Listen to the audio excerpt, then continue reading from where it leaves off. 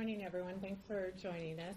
We are here at the Kentucky Conference on Problem Gambling, and I'd like to invite all the folks that are joining us virtually, if you could please drop your name and where you're from into the chat so they can record that you are here with us for your continuing education units.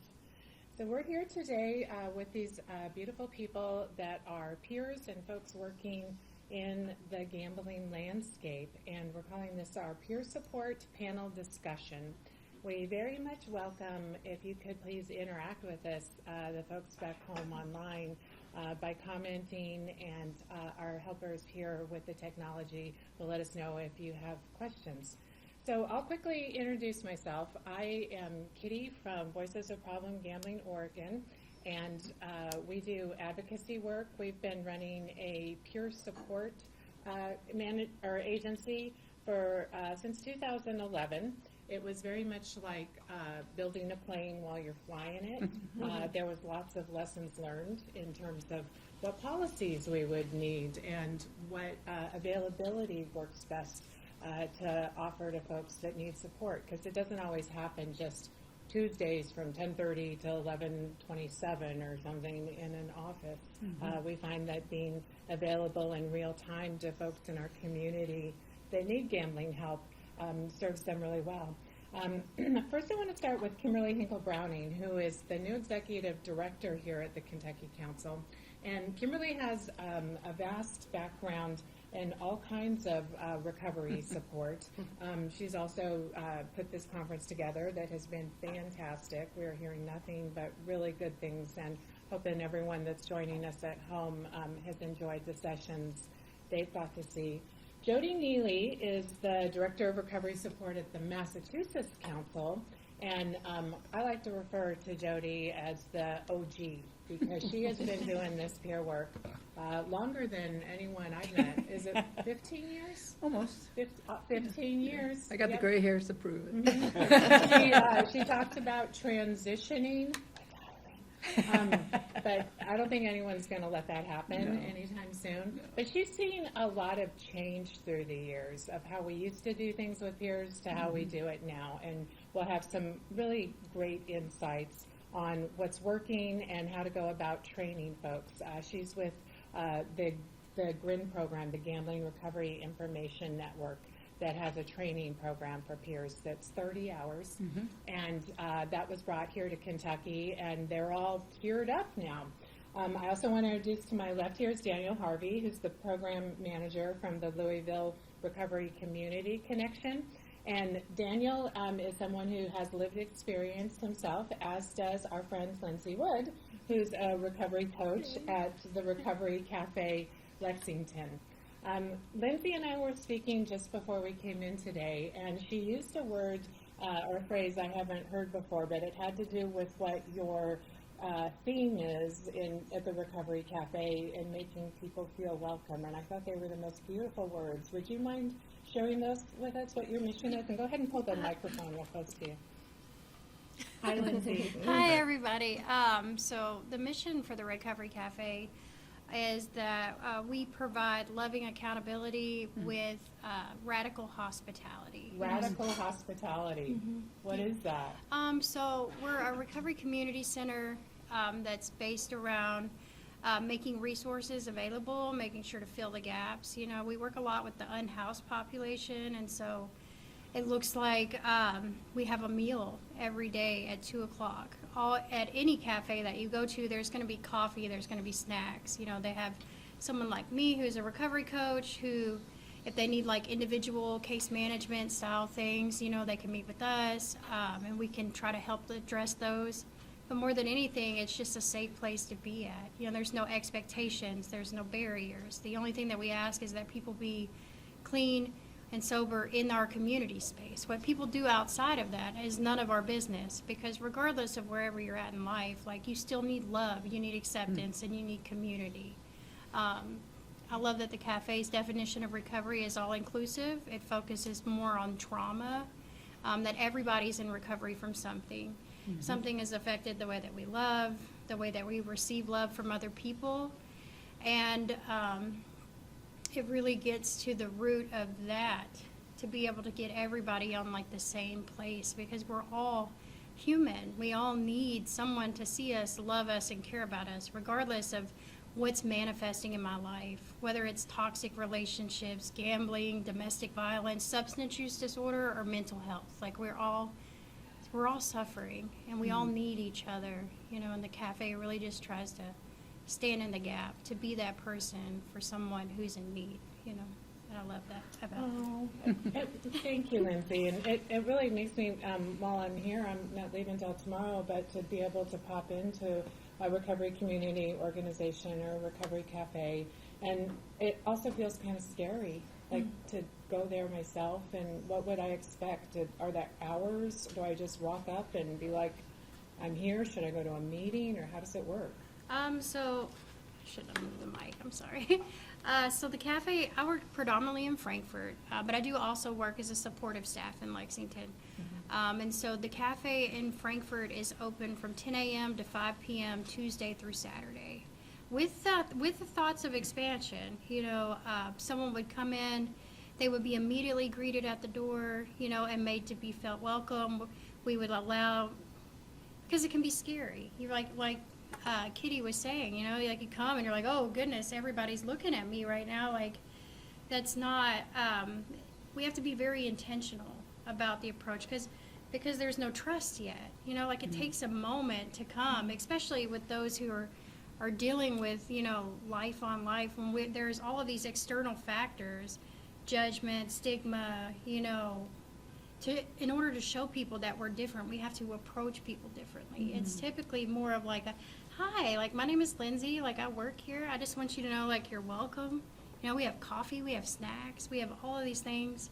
I'll let you get situated, and I'm going to bring you this little half sheet, you know, and but I want you to know, like, if you have anything, like, this is my name, this is who my coworker is, you know. I might even introduce to another member in the community, so it's not like a bunch of strangers in a room anymore. It's now a bunch of acquaintances. Well, thank you.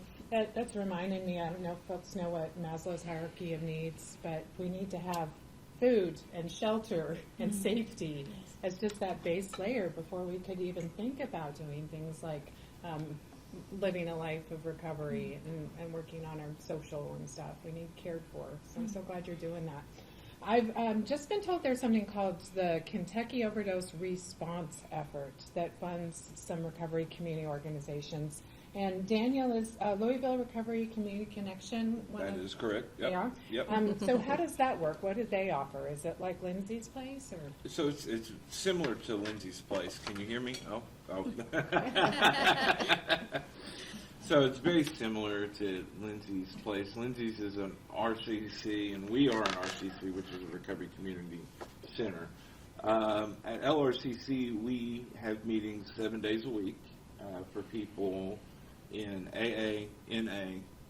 Let me rephrase that. It's better to just say we have any meeting for anybody. So we have LGBTQ plus specific meetings. We have Southeast Christian Church, which is a major church here in Kentucky and specifically Louisville, that is a tremendous sponsor that does outreach with us. They provide clothing, food, and hygiene for anybody that comes in need. We also provide warm meals for people whenever they come in. If they're experiencing homelessness, they haven't eaten in a few days, they need something to eat, we can provide that for them. And then we have meetings for Smart Recovery, if you're familiar with that. AANA, and we have Recovery Yoga. Cool. Yep, which is free for anybody that participates. And it's really crazy because you hear yoga, I hear yoga, and I immediately go, I'm too fat for that. But what's amazing about our space is we integrate everybody, and we include everybody, and everybody gets along and works together for the greater good of the people that need the help the most. And you see that in things like Recovery Yoga, when we have 40 women from a homeless shelter come and do yoga one night with us. Wow. And it's amazing. We also do pro-social events. I mean, that's the fun stuff. That's the stuff we really love to do. We partner with The Commonwealth Center for Fathers and Family, we're having a father-specific workshop one day in April. We also do things like family fun days, summer bashes, movie nights, just to provide that sense of community and a safe place that you really have to work hard at your recovery, but as in anything, if you don't enjoy your time in a safe way, it's not good. So we provide those events for them as well. We also have peer support, and we help people through our recovery coaching program to eliminate barriers to the recovery and develop recovery plans and action plans and follow up with those to make sure goals are met. What's an example of what would be on a recovery plan? So it could be anything. It's just really specific to a person and their need. Yoga. Like move and feel good. Yeah, 100% that. Some people don't have IDs. So we have a program we work with Jefferson County. We provide free IDs. Some people need to lose weight. That's imperative to their recovery. I need to lose weight. And then there's always the big three, like you said, in the hierarchy of needs. How do I have shelter? So that could be finding a safe living space outside of treatment. It could be finding a job to secure a safe living space when they're done with treatment.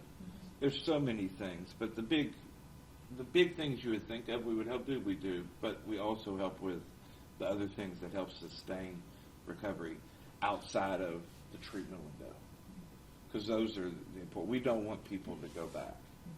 The recidivism rate is high.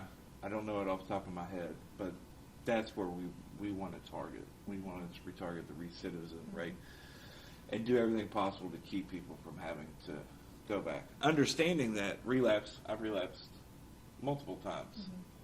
It happens. We're not judging you. We don't want it to happen. So how do we build in buffers into your recovery and plan for those things and set goals to put those buffers into place? If gambling did happen again or relapse, are you peers safe people to tell that to? That I'm experiencing the symptoms of my challenges? If you tell me anything, you're safe. Yeah. Yeah, I mean, that's, I think, Absolutely. Lindsey might have the same understanding I do, but I don't care what you do. Like, that's the purest form, because you hear, I don't care, I don't give a damn, or anything like that. And people are like, I don't like that. But no, like, in the purest form, I don't care. Okay, that's fine. What's next? And I think that's really kind of the magic of peer work, is that we can speak each other's language. If I'm saying, I feel like ending my life, that doesn't necessarily mean I have suicidal ideation right now. It means I need to have a conversation about it with someone who is going to help me look at what's happening and how to get safe and make a safety plan, and that I can express that to. And it seems like other peers who go through a litany of other challenges, do y'all have like co-occurring or cross addiction or mental health challenges at the same time? 100%, yeah. Yeah. So we need other people that get that, and I can go, here's what's up, and what are folks going to do with it, with that information. It seems like you are safe people to do that. Thank you. Jodie, have you met Daniel? I have. Yeah? Can you lean into the microphone and tell us what? Thank you. I'm like, hey, Dan.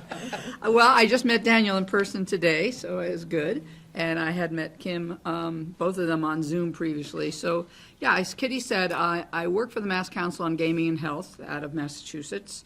I'm the Director of Recovery Services there. But in my role here, we've done work with the state of Kentucky through our GRIN network. GRIN, I think my CEO, Marlene, came up with this, but it's great because you say the word GRIN, you're like, grin. Yeah, you sort of can't stop yourself. But it actually, other than smiling, it makes you, it's the Gambling Recovery Information Network. And we partner with an organization in the UK called Bet No More. And they have been our partners in bringing GRIN, because that way we're out of Massachusetts. We're doing work in other states. And what was great about Grin in Kentucky is that we ran our first ever U.S.-based, like it was in the U.S. versus I took the Bet No More 30-hour peer training, which was great, sort of, sparked a lot of this.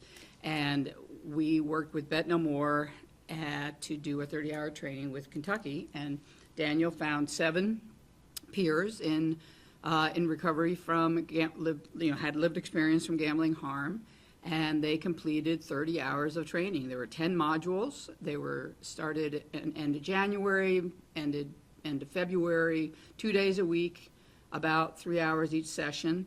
It was great. It was Zoom, it's not as great as having, 8 or 9 people in a room, but it worked and people were interactive, and they all completed the training, those 7, and they are now called, I have to read it because it's so long, Certified Kentucky Gambling Recovery Peer Support Specialists. They've all submitted the application and gotten their little certificate, and I'm just, I'm a person with lived experience. My last bet was in June of 2008. I don't know about being called the OG, but because even though I'm 70, I sort of still feel like 50. But of course, 50 was when my life went off the rails, so never mind. I'll stay at 70 because 70 is good. I'm on the other side of that train wreck, and anytime we train people, either peers or clinicians, we do a 30-hour training for clinicians as well, and I'm grateful that people are listening and learning, and you all here today, any conference, because when we talk to people, long answer, sorry, Kitty. No. When we talk to people, it's not just you, or it's what you're learning for the person you sit next to in church, or at the PTA, or your neighbor who says, well, my uncle's, going to the track a lot, or he scratches those tickets, his truck's full of used tickets, whatever. Like, now I know the risk factors, I know the warning signs, I know some communication skills. I mean, the modules through the GRIN training are everything from, there's trauma in there, there's brain biology, there's self-care, there's recovery supports, pathways to recovery, how you can work with somebody who, if you're a peer, say a peer recovery coach, say, and you're working with a recovery, what your boundaries are, and that kind of thing. I mean, it's soup to nuts. It's an amazing training. And this was the first time we ran it in the United States, and it's IPGGC, which is the International Problem Gambling and Gaming Certification Organization, so it's approved by them. We had LRCC, SOS Addiction, and GRIN. So there are a lot of players in this. And I always say, what you learn, just cast those spread upon the waters. Like, just spread the word, because unthankful to the rise of sports gambling, it's everywhere. People are all of a sudden coming up to me after years of doing this work and saying, I see Kevin Hart on TV all the time. What's that about? And I'm like, well, you want a long answer or you want a short answer? But awareness, unfortunately, is coming out. People maybe are realizing that gambling is not just entertainment. It can be more for a certain part of the population. Anyway, so yeah, it's great work. I'm really grateful. I've had this job for almost 15 years, and it's sort of a miracle. So thank you. Thank you, Jodie. Jodie embodies the ripple effect. That's something I learned from my friend Christina Cook from the Broke Girl Society, which is an online recovery group for women identifying individuals, and there's about 4,000 folks that are on that Facebook group, and we have meetings together. But she talks about the ripple effect is when we show up for things like this, tell our story, witness to other folks of what we see is available, not necessarily I practice this program or this one, but these are out there, and can I walk alongside you? Then that changes their lives, and they change other people's lives. That brings us to Ms. Kimberly Hinkel-Browning, who has had the experience of, shall we say, baptism by fire as you've entered her new executive director role here at the Kentucky Council. She, in the last 6 months, has put together this fantastic conference and also learned all the nitty-gritty of local goings-on in the gambling landscape. And so you've probably had an opportunity to both learn what's here and maybe start identifying where we can go with it. And I just wonder, in terms of peers, what are you seeing as what's working? What are you hearing people really need? We're hearing a lot about acceptance, compassion, love, getting basic needs met. and extending it to all folks so they have somewhere to be. And that sounds like it's pretty well getting addressed here, at least with recovery community cafes and organizations. You're getting peers trained up. They're going to need some experience in the field now. They're starting to get more counselors here in Kentucky. But where do you see this nonprofit going into the future? Well, as you said, the landscape is changing drastically, and we are a little bit behind, to be quite honest. You know, we are certifying more counselors, which is great. When I started in January, we only had 4 licensed practitioners that were certified to treat this. That's scary for an entire state. And since that time, we've certified some more through a 30-hour training that they hosted back in the fall. I'm really embedded in the recovery community, more so with the substance use. And that's where I really see a strong foothold for this. We've been working on a grant to raise awareness, and we've been going across the state doing town halls at recovery community centers and just having discussions. And it's been eye-opening to people. They've recognized people that they thought may have an issue, but nobody's really talked about it. And just having these conversations, I've had owners of recovery houses say, you know what, we're here to help people get back on their feet, to get their employment, to get their housing, to get their transportation, but yet we see them on their phone all the time placing bets, or we see in their car. One gentleman, he shared with me that one of the individuals at his recovery house had scratch-off tickets up to the floor, from the floorboard up to the seat, you know? So all that money that was spent on those tickets could have been, you know, helping him make that next step in his recovery. So really just talking about screening and just having discussions when people walk through the door. Why aren't we screening them? You know, 3 quick questions, you know, that's just getting the information out there. So I see this being a big movement for the recovery community. I know we've got David here from CORE, and we now have, what, 35 RCCs in our state. So that's a great way to get in, you know, to that community and just start having conversations. Wow, thank you. You just mentioned scratch-it tickets, and I'm noticing here in Kentucky, there's a range of ways to gamble. Of course, we're starting to have digital handhelds on our phones, and that's also going to have prediction markets, which is going to be very accessible, and a number of concerns. It's gambling adjacent, technically. There's also, I drove by a casino over here, and it seems like Horse Tracks also have machines and casinos related to them. But I believe, Lindsey, you mentioned that there's other ways that appeal to all demographics.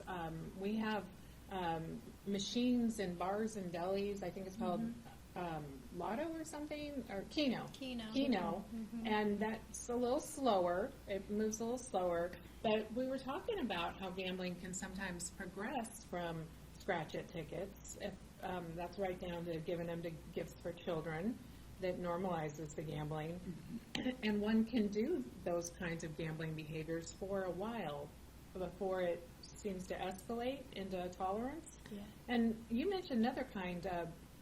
Tell us about the different modes of gambling and how they can escalate. And you're welcome to share anything about your own story that relates to that. Okay.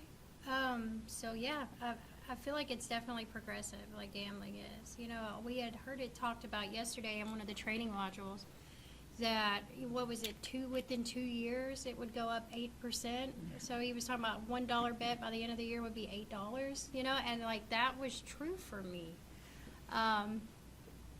Like gambling was so a part of my life from childhood. You know, like my mom and them used to buy scratch-off tickets, and that is what we would do. We would sit with them in the car, we would do that. You know, my family, they would get all of their social interactions together, playing cards and betting on cards, or going to bingo. We would all go to bingo together, and like we would sit and play and all this stuff and have a great time.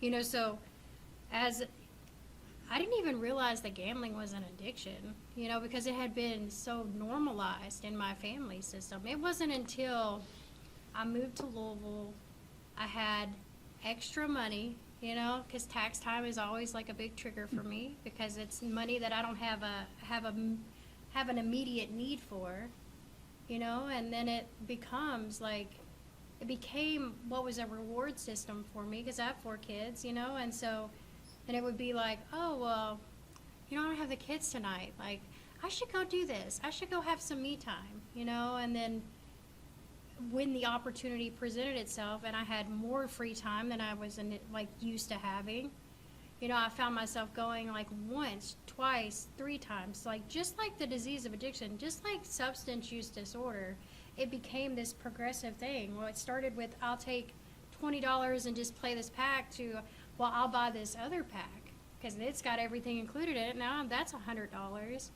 And then, oh, but $100 isn't enough, you know, so if I just keep adding this, well, if I spend $400, you know, then I don't have to worry about going to the ATM. You know, like it just continued to evolve into this until it eventually became that same, you know, guilt, shame, and remorse that comes with substance use disorder. The not wanting to tell my NA sponsor, you know, that like I'm in a bingo hall again and I just spent $400 chasing something that didn't happen. But if I come tomorrow, maybe I can get that back because it's happened before. It's definitely possible. That false sense of hope, like they talked about in all the trainings yesterday, it's the same pattern with with the addiction to gambling as it is with substance use disorder, and it's just as harmful. Like it's just as harmful. I just heard the word hope. That's not hope, Daniel. I was telling him before we started that I absolutely despise the word hope. Hope, to me, there is no such thing as false hope.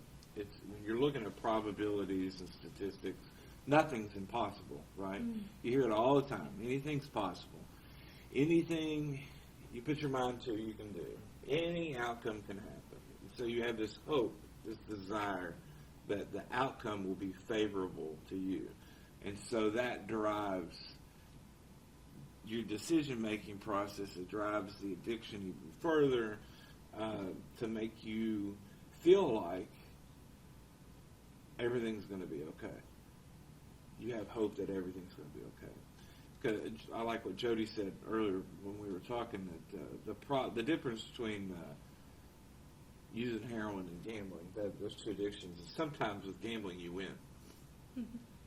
And when you win, it just reinforces your behaviors, that you're successful. So, to me, I despise the word hope. I think as an industry, we've just kind of taken it and we just put it on everything. I don't have hope for anything. I have radical acceptance, and I have a profound faith that no matter what happens, it's going to be okay. I don't hope for everything to be, of course, I'm a human, and I want things to be good. I want things to be okay. I want them to work out. That's just natural. But as far as hope's concerned, I have faith and acceptance that no matter what happens, it'll be okay. And so I don't use the word, I don't like the word hope. That's just a personal, could be my tism, I don't know. But when it comes to hope, I don't like that word. I just think we've latched onto it as a buzzword. We do that a lot in recovery industry. We find the new buzzword. Well, radical's becoming a buzzword because it's just a little bit further, right? I can just say I have unconditional acceptance. But when you use that pizzazz, that radical, it doesn't add anything. You're just making it more appealing. So we do that a lot. And I think as an industry, we've done it with hope. And for me personally, I got sober originally in 2015 in the healing places where hope is found. That's their motto. I love the healing place. The best experience of my life. But I just don't like that. I've always had hope. That's the problem. Well, and you know, I think sometimes we also have to remember in terms of radical acceptance, 2 things can be true. We can wish for a good outcome. We also need to do something about it. You know, let's focus on this area of what our our actions, and y'all are doing that, of figuring out what supports do we need to get there, not just wishing Yeah. anything. Yep. In terms of hope, and I was thinking about like thoughts and prayers and turning things over and surrender, and some of those buzzwords we hear in the recovery landscape. There's lots of options these days. Since the pandemic, we hopped online, and now we have this capability. I think there's 70 people that joined us today for being on the live stream, and they're available on YouTube afterwards. The world's become a much smaller place. We have more access and less barriers to recovery. When I think about rocking up to a recovery cafe, it's still, I have the tism too. It's scary to go out in the big world, and let alone with people that are at all different than me and don't look like me and sound like me. I mean, that's hard for all of us, and that's where peers come in, is I can be your wing dog and walk alongside you for this. I've also found that there's a variety of spiritual beliefs and programs that we say get in where you fit in. And we historically have told people, go to counseling, or gambling specifically. We're starting to get more gambling counselors. It's great to have a peer to work with that's available. Talk to them at minimum every 72 hours and be able to tell them the truth of what's really going on with you. That it's a free space to be able to self-dispose. That's harder with like a parole officer or a parent or a spouse that's mad at you about money or something. But someone you can really talk to. Do something for your recovery every day. That can be yoga or listening to podcasts. Like, there's lots out there. And I wonder what you all recommend is available for folks that don't feel comfortable going to like a GA meeting in a church basement on a Friday night. There's other things that can augment our recovery. Like, let's each say one or two or three things of, did you know this was out there, resource-wise for peers, starting with Ms. Nealley. Well, first I'm going to say, because I always have to, that one of the bravest things, and I don't give myself kudos for a lot of it, but one of the bravest things I did was walk down steps of a church basement to my first GA meeting, and how hard it was to walk across this huge basement with tables at the far end. All these people I didn't know were sitting there looking at me approach. Oh, new person, new person. I was in tears. That was going on. So, I'm glad I did that. That got me on my road to recovery. But there are, Kitty mentioned some of them, amazing supports out there. When I talk to folks on Helpline, I say, you don't have to do that because that's hard. You can do one of the Gamblers Anonymous conference calls. You can do, maybe you're a Facebooker, you can join a Facebook group and put your toe in the water in the one place that you feel the most comfortable.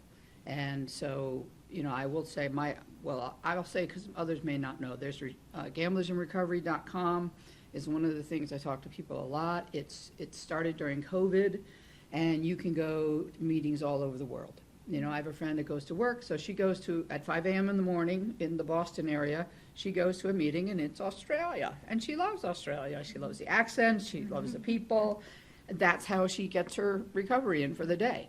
And you can go in LA. So if you don't know about recovery, gamblersinrecovery.com, I would highly recommend looking at. They also have it for affected others, families and friends. It's a really good, wonderful resource. It's online, of course, but it's a good start. So that'll be my one contribution for that. I have more, but we'll see. And what about that? Like, you don't even have to wear shoes or pants if you're. I would never not wear pants. I don't Really? understand For a Zoom meeting? that. I don't understand that. Sorry. It's come as you are, and sometimes you don't need the It's camera true. on. It's You true. just turn on your Zoom Right. and you can participate. So really, it's easy to get to gambling with being on phones and all now and everywhere. So it should be just as easy to get to the ways that support us too. And if that's just flipping on our phone, computer, Zoom meeting thing, Yep. it's sure nice to have that access, and it's 24/7, huh? Yeah, 24/7. Wow, Yep. okay, great. Kimberly, could people get involved with the Kentucky Council, or what kind of ways can they get plugged into just being involved here? Yeah, so we actually just relaunched our website So now people can go online, they can find resources. They also can find a list of the certified counselors if they're wanting to look for a clinician and they need that more personal, professional approach.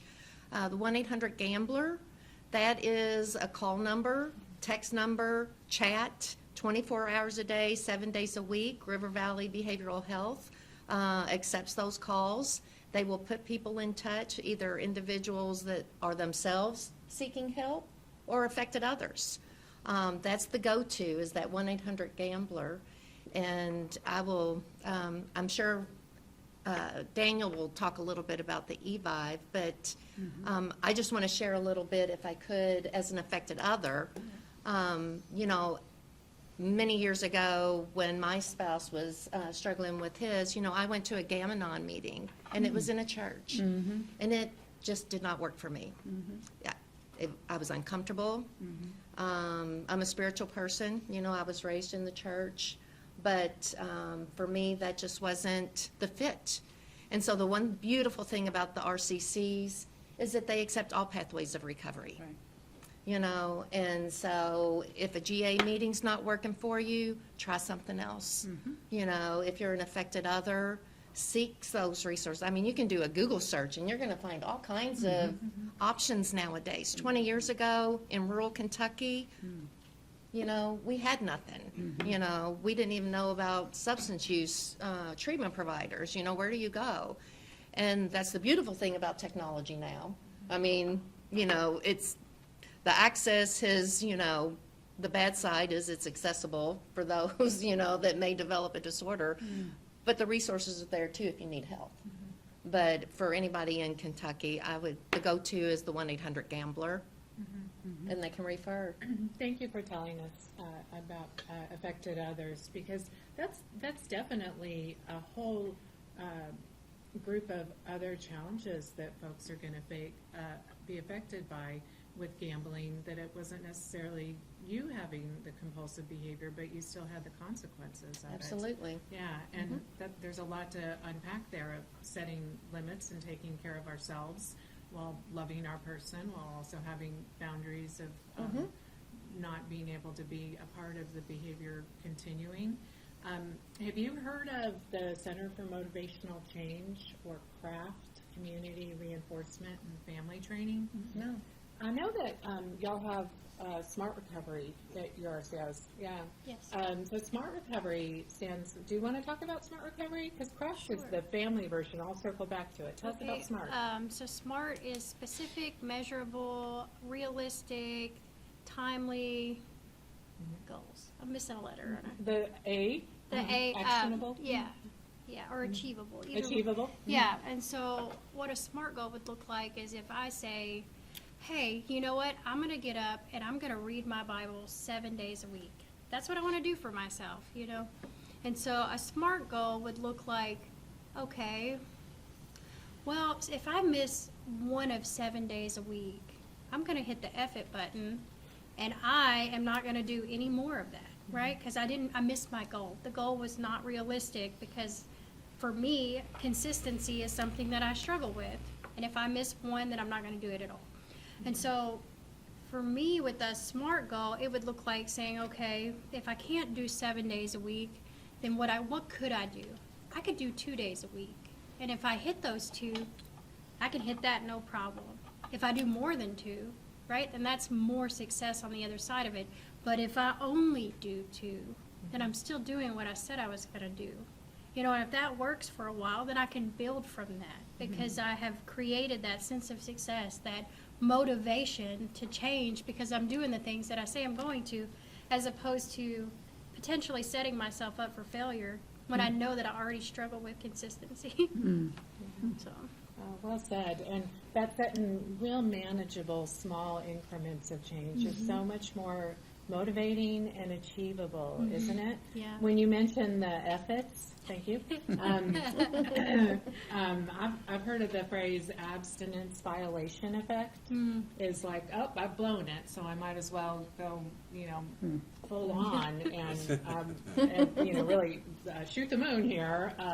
And it's very real when we write down our abstinence date. And sometimes we have to change that. Has everyone had that experience where you thought you'd never be engaged in a behavior again, and sure enough, you have a chronic condition, and good golly, the perfect storm of hard things happened in my life, and I re-experienced the symptoms that come with my chronic condition. Oh my gosh. Like, why would we not expect that to happen and have a plan for what to do when it does? So there are programs that, though, are abstinence-based, like Smart Recovery, also say there's going to be a revisit from time to time, and it could come back for me in different forms. I now have video games, of all things. I'm playing my Pokemon, and, it's gambling adjacent. It's a yellow flag kind of thing. Thank you for telling us about that. Now, Daniel, you have 12-step meetings. Do you also have Smart Recovery? We do. Do We have two you know smart- about Smart? Yeah, we Tell us have about it. 2 Smart Recovery meetings that happen Monday and Thursdays, and they're peer-led, certified trainers, because it's a Smart Recovery program. There's a training to go through to become certified to be a facilitator. That meeting is pretty popular. I understand Louisville's a larger based population, so we have 1 million people, and so normally our statistics skew a little higher, but comparable to other meetings, AA, NA, we have Dharma, it's on par with the same size. So, what that tells me is that people are getting out of it and are able to address issues that sometimes traditional mutual aid meetings can't get. If that makes sense. It does. The viewpoint, less judgmental. The viewpoint from a newcomer coming in is more welcoming, more not as daunting. You go to an AA meeting and you see all these, we call them old heads. So you see all these people with 10, 15 years. They're dominating the meeting. The intensity of their shares, the intensity of the moment. You're like, oh, this is daunting. Smart Recovery, by design, is not that. And so it's we see a lot of people use that route for their recovery, especially early on. So I thoroughly like the program. There's parts of it like the CBT and the different, the toolbox I think is probably the most amazing, one of the most amazing recovery tools out there. Their toolbox, and it's been so long since I've been on there now. Because I just incorporated it into my daily inventory. Yeah. Just piecemealing my recovery together. But you can go online to the toolbox and get tools and exercises to help you deal with any, from resentment to anger, to self-loathing, shame. You can do all that. Or maybe a person, place, or things bothering you. There's tools on there you can go snag free of charge, which I like, and you can do so on your own, in your home. With pants? With pants, or pantless. I'm not, they make fun of me at work all the time because I'm always in ball shorts. I said, I am 42. I have earned the right to wear whatever makes me comfortable to work. Let's be authentic. Right? Yeah. Sorry. But I like the Smart Recovery. And I like that you talked about spirituality. We have Dharma-based. Recovery Dharma. Recovery Dharma, which is the largest meeting at our facility. And what I've, from the outside looking in, discerned is that people need help figuring out how to take a break. Society as a whole has become manic. And with gambling, it's mania, right? I'm bipolar 1, severe bipolar 1. And when I get manic, it can get iffy. And so the Recovery Dharma the 8 tenets they teach, but they have 30-minute meditations. Hmm. And everybody, and I think that's the reason why yoga is probably popular now, is because it's a forced break.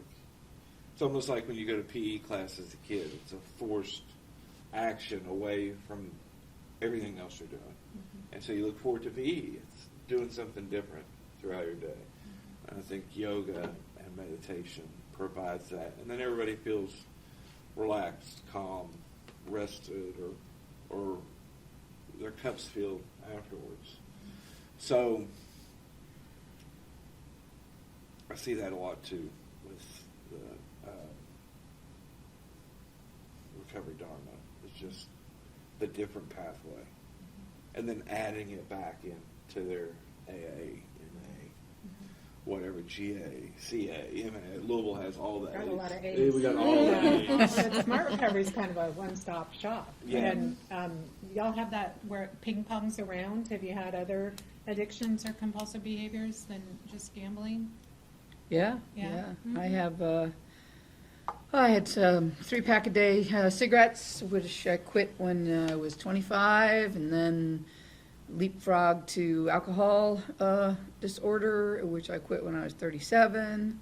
I always say to folks that I stopped both those things, never drank or smoked cigarettes again, but I didn't do what you all did, which was go to a recovery center or go to AA, or my dad had been an alcoholic, so I just said, okay, it's genetic, bootstrap mentality, and I went into abstinence, if not recovery. And so when gambling reared its head when I was 50, that's what got me, that big difference between gambling and recovery. And you know, I just didn't know as much then. And then I found GA as my pathway, but believe me, if I could have avoided walking down those church steps, I would have gone to an online meeting first. And, you know, I do encourage real-time, real-life relationships. But here in Kentucky, if you're struggling with a gambling disorder, you have, what'd you say, 37 recovery centers? 34. 34 recovery centers? 35. 35. Walk into one of them and know you're not alone. And it's just, and they're so great. We have 39 of them in Massachusetts, and one of the joys of my job, which didn't start this way, was me saying, hey, I want to go to the peer recovery centers and just talk about gambling. Because they all get it. They all get it. I was telling Daniel, all I have to do is say, here are the similarities, okay, yep, got it. You know, whack-a-mole, whatever, go from one to the other. They understand it completely. But the recovery community is so at risk for gambling disorder, the co-occurring factors are really high, that every time I run a group or raise awareness, you know, for me personally, I could save a life. And that's the bottom line. That's the work that we do, you know. And, you know, the Kitty hasn't asked yet, but if she asks the question, why is peer support important? I will answer that. I will answer that. We already talked about it. Everybody else can give their own version of it, but mine is. That's a great way to wrap up. Let's all go down the line. Yeah, yeah. So, you know, if you're talking with someone who has not had lived experience from gambling harm, there's a lot of words between what you're trying to get across and what they're hearing. But if someone calls on 1-800-GAMBLER and you're talking to them, you say, hey, hi, I'm Jodie, I'm a peer specialist, and I have lived experience from gambling harm, or whatever you say. And they're like, oh, okay. And then the conversation really begins. Like all that blah, blah, blah, blah, blah, all that fluff in the middle, it just shortens the conversation. So people say they almost instantly trust you. You have instant credibility. And maybe for the first time, someone is listening to them.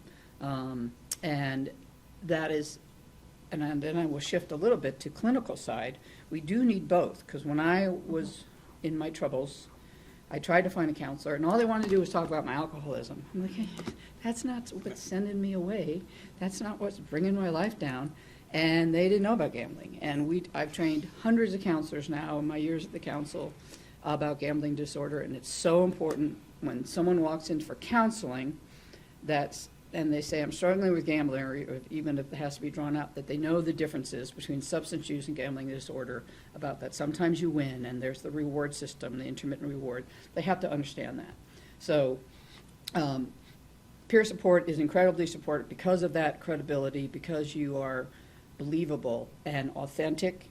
And I will use a metaphor because two of the presenters yesterday, Jeremy and Keith, used metaphors. So I came up with two metaphors. Oh, Okay, I came up with two metaphors. Well, no, I came up with one and then I stole one of theirs.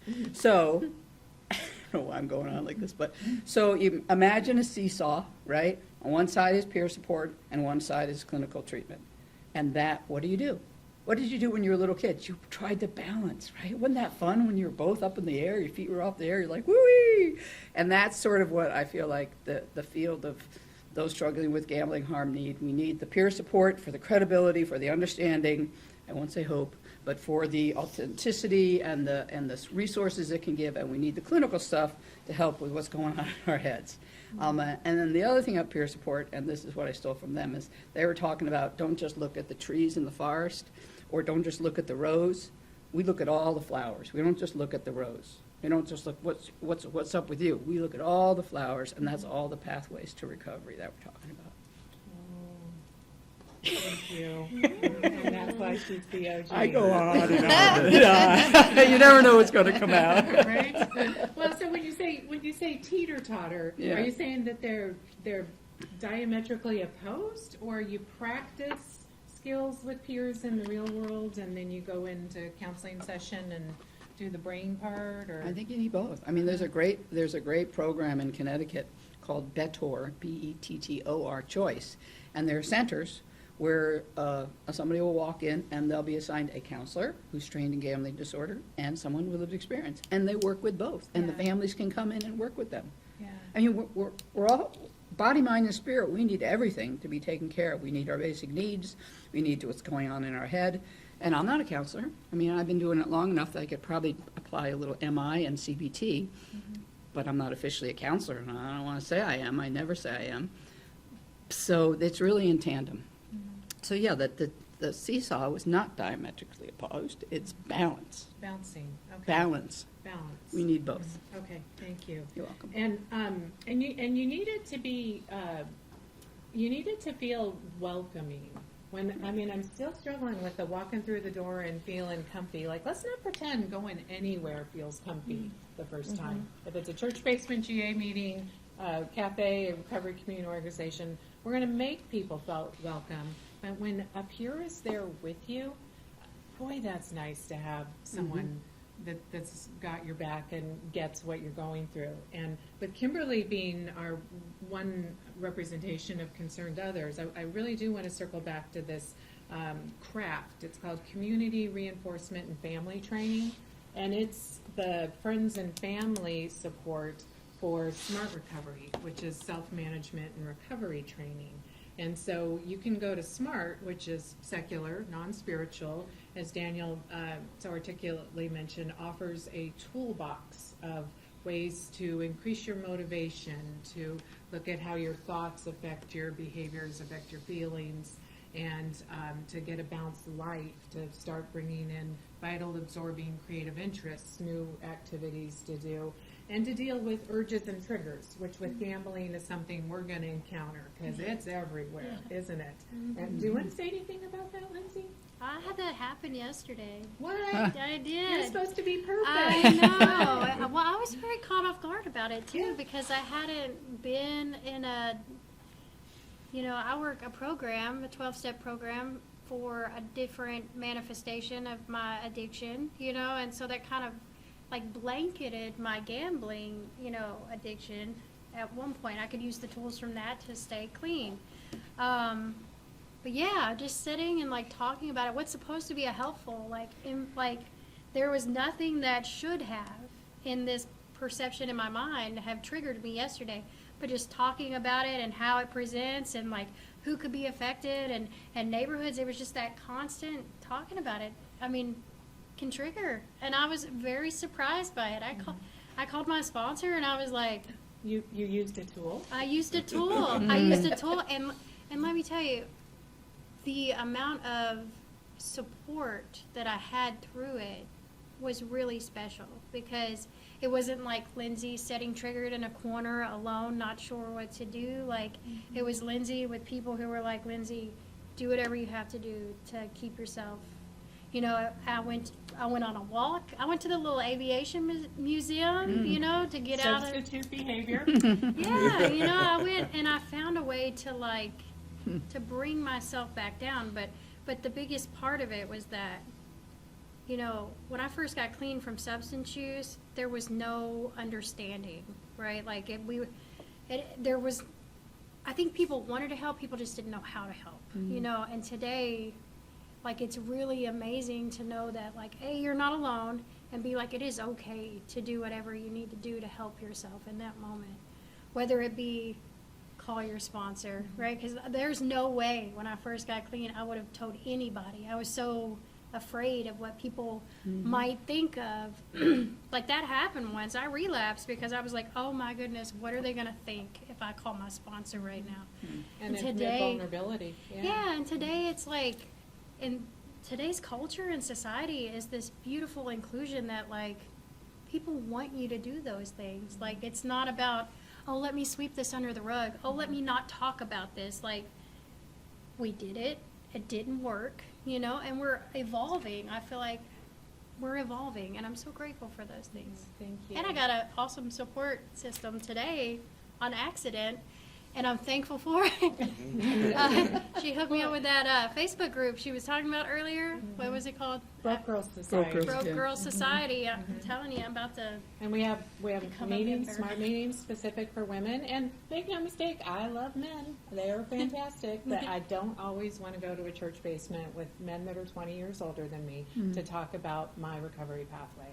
I need options. And so this craft, community reinforcement and training, recovery training, is based on the opposite of that show, like Intervention, where you kind of go like, here's everything you did wrong and why I hate you so much. And which is legit, like very valid, but there's other techniques of I love being with you. You could say to your partner that's experiencing addiction, I love being with you when that's not right here, when we can get away from it a little.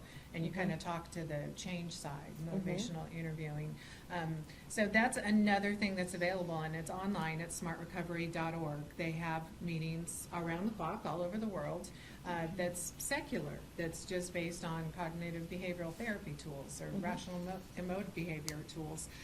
So there's also not a ton of peers out there for folks with lived experience. I wonder what your experience was like in terms of like folks you were able to connect with and just peers and for affected others. Are you seeing that happening? Is there a future for that? How do we appeal I to those hope there folks? is. The only way is to start having conversations to raise the awareness.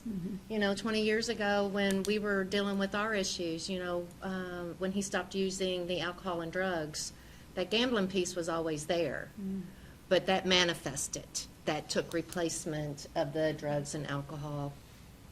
And, you know, we didn't have recovery centers there. We didn't have a lot of things. And that's what's so beautiful. I'm so thankful that I get to work with so many people in recovery and do things to support them and be an advocate for policies and, you know, programs that will support them because they weren't there for my spouse. And I struggled, you know, and I had that shame and that's the stigma and all that. And so as an affected other, I can use my voice to raise the awareness so that other families can learn about it, can understand it. You know, I wish these tools were available back then, but they weren't. And so, you know, I'm just so grateful. Lindsey said evolving. We are evolving. I hope that we will get more peer supports, we'll get more families involved, and my real focus and concern is with our youth right now. You know, parents with the gaming. You know, we really need to raise awareness with our parents and with our families to prevent this next generation that's being primed. But that's a whole nother issue. No, it's so important. That could be a whole other conversation. We actually have a presentation about it. About youth, yeah? Do kids come to your center? We do partner with an organization called YPR. The youngest member we have is 16. And then we partner with 2 facilities, and we do a youth outreach, Youth outreach. into those inpatient treatment facilities. Nice. Yep, and then our presentation that we've been doing in RCCs, Kim and I wrote, is based on the converging between rural and then specifically youth targeted gaming that later turns into gambling, problem gambling. Sure does. Yeah. Okay. Any final words about your vision for peer services?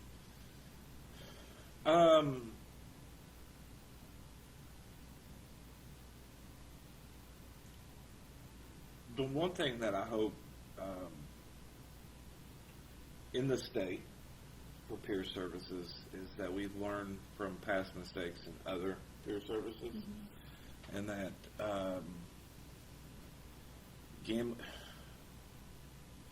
I can't begin to tell anybody that how bad problem gambling is going to get in the state. It's going to be horrible. I know Kentucky people. I know I'm from Ashland, Kentucky, which is the farthest east you can get in the state. I grew up there for 24 years and then moved to Louisville. And then I worked and lived in the inner city community for another 15 years. And now I'm doing what I'm doing. And I have my own lived experience with problem gambling. It is going to be a silent killer. It's going to decimate the recovery, the substance use recovery community, because now everything's online. You don't have to go to the store to get a bottle. You don't have to go to the casino to place a bet. You get all your money direct deposited. No one's going to see you going to withdraw cash. No, it's going to be right in your bed. Let alone if you have a mania happening. And let alone if you have mania happening. So my biggest hope for peer support is that we don't fall prey to the same issues that we had with peer support in the state when it came to substance use and mental health peer support, and that we have a very open and honest discussion that everybody needs to take the ball with and run with it, and not just one. Like, that's one thing with the grants that we do with problem gambling is we want to work with everybody and anybody, because this is a nuclear bomb ready to It'll be an epidemic. It's going to be You're not horrible. being Yeah, it's like hyperbolic. it's going to be horrible. It's like going to a campfire and like, we don't want the fire to spread, but putting a bunch of paper towels right next to it. It's going to be bad. So my only hope is that we have the chance now, at the very beginning, to do it right, not be political, and just do it. I hope that happens. So we don't. Yeah. Well, you're doing your share. You're Yeah. not just hoping that happens. Right. Yeah. We're doing our parts. Thank you, sir. Lindsey, final words, closing. What's your vision? Vision for peer support? I don't know, my hope is that more people do become peer supports. You know, like when I first got clean, I needed that identification with a person, right? Like there's no way I would have got clean from substance use or even trauma. Like if I hadn't had someone who said, yeah, me too, I've been through that and I need, there's a way out. Like, let me show you how to get to where you need to be at. Like I had to have someone hold that hope for me, because I had tried so many times without that supportive system to do it, and every time I failed. And so, like we talked about gambling, having that reinforcing behavior, that reward system, like substance use was kind of the same in that, only it was the negative side, right? Every time I tried and failed, it almost reinforced that belief that I was never going to get it, that things were never going to be any different, and so having that like guidance of a peer support saying that, like, yeah, no, it's hard, like, yeah, no, I've been through the exact same thing, because the first thing that people will say is like, hey, how could you've never been through this. If you've never been through this, you cannot understand what it's like, especially with substance use. You know, I always kind of put them together because for me it's the same, right? I know that it's different, but for me it presents in the same way. And so, had I not had someone who knows what it feels like to be obsessed, knows what it feels like to be stuck in that pattern of self-destruction, even though there's a little bit of good, there's that positive chance, that hope that comes with maybe this time will be different. Like, I never took anyone serious. Even as far as, I had a substance use counselor one time who was like, well, I haven't been through it. I was like, everything that she said in that moment, like, I mentally felt it cheapen. And it shouldn't be that way. But I mean, I hate to admit that that's where it's at. And for me, like peers, they come in with that authentic connection because there is that piece to where like, oh, you've done it too, cool. And that's where recovery starts for me. Like, I have to learn to fundamentally trust someone. And the only way that I can fundamentally trust someone is if we share something in common. It doesn't always have to be skin color or tone or things like that. Like, it can be experience. But sometimes, you know, I have to be open-minded enough to get to that point. And if I'm very difficult on things that I don't even need to be difficult about sometimes. So my hope is that peer supports become more available, you know, so that people can get the help. Because I agree with Daniel. It's going to be a silent killer. You know, people are not going to know that it's happening. It's too easy to hide. We have created this distance from people, all the way from social distancing up till now. Like, it's not something that people talk about, you know, and it should be. Like, it should be. But, you know, like, even with my story, like, I could not see that it was a problem until it became so overwhelming that I could not deny the problem anymore, you know? Thank you. And what you just said really resonates. We're not just looking for people that hit a bottom. That's very dangerous to say, wait till you hit a bottom. Get in front of it the minute you notice you needed to hide from someone you care about that you've been gambling, or you stayed longer than you planned to, or you spent more than you wanted. That's the time to get in front of it. Well, let's catch those folks. So I do think we need to wrap up. Is that right? Are we at about time? I want to thank our panel, everybody, for being here today and sharing some experiences. And, you know, I'll just add that once you can get that gambling contained with financial barriers, if folks are watching at home and seeing this, we are a representation that it gets better and life gets really, really good. And I think the 5 of us are all living pretty nice lives now compared to where we were just a couple years ago, right? The things we went through. And that's a testament to the support of this community here in Kentucky and across all of the addiction field of really hardworking people that support us. So thank you, sponsors, for supporting our work, and thank you all for joining us here today.